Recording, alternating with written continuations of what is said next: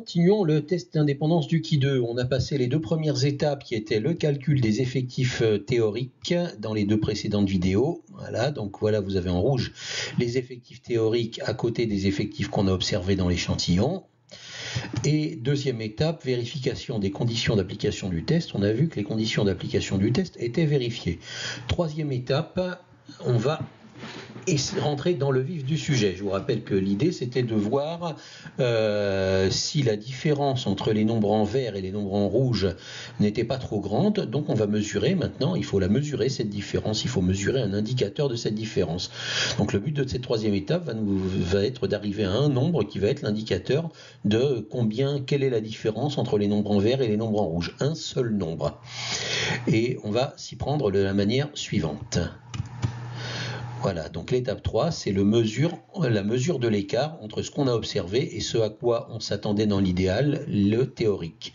Et ce nombre-là auquel on va arriver, on va l'appeler le qui 2 observé et on va le noter comme ceci. Alors comment on le calcule ? Eh bien, on va refaire un autre tableau de même dimension dans lequel on va noter chaque écart. On va calculer un indicateur de l'écart dans chaque case par une formule que je vais vous donner. D'accord ? Et cet indicateur, on va le mettre là, dans les cases du tableau des écarts. Ceci, c'est le tableau des écarts. Alors, quelle est la formule pour calculer l'indicateur de l'écart dans chaque case? C'est la suivante.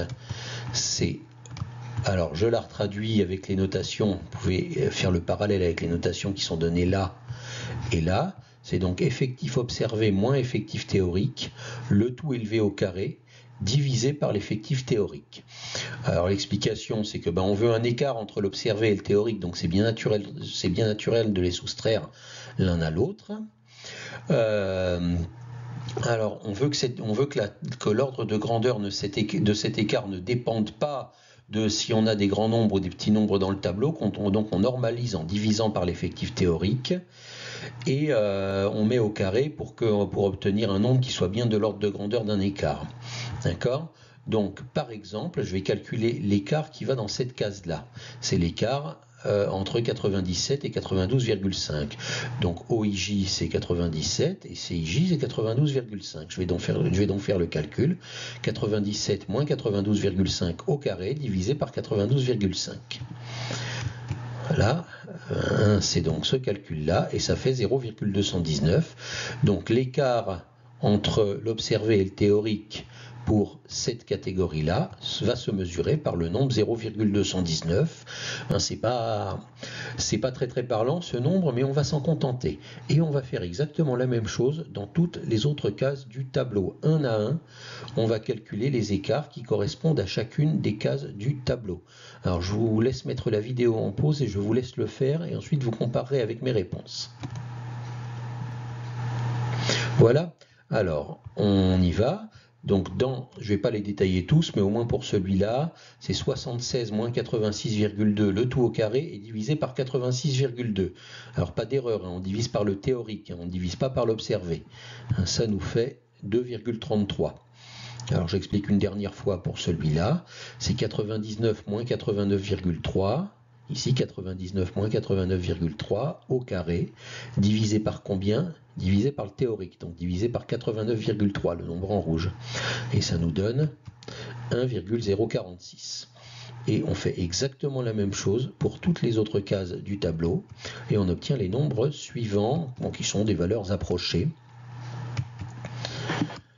D'accord. Alors si vous n'obtenez pas exactement les mêmes valeurs approchées avec les mêmes décimales que moi, c'est peut-être dû au fait que moi j'ai fait ce test-là et j'ai obtenu ces valeurs-là au tableur. C'est-à-dire que je n'ai pas perdu de décimales puisque c'est le tableur qui a travaillé tout le temps. Je n'ai pas réinjecté des nombres en supprimant des décimales dans ma calculatrice, donc je perds moins de précision.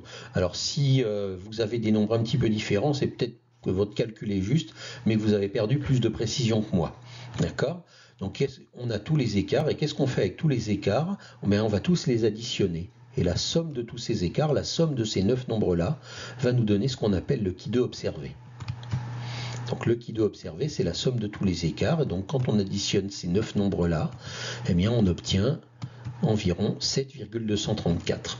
Qu'est-ce que ça veut dire? Ça veut dire que l'écart entre l'observé et le théorique, l'écart entre les nombres verts et les nombres rouges dans le tableau, se mesure par le nombre 7,234. Voilà, c'est déjà un renseignement qui est utile.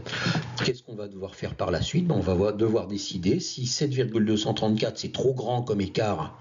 Dans ce cas-là, on va dire non, il n'y a pas indépendance, il y a un lien entre les deux caractères.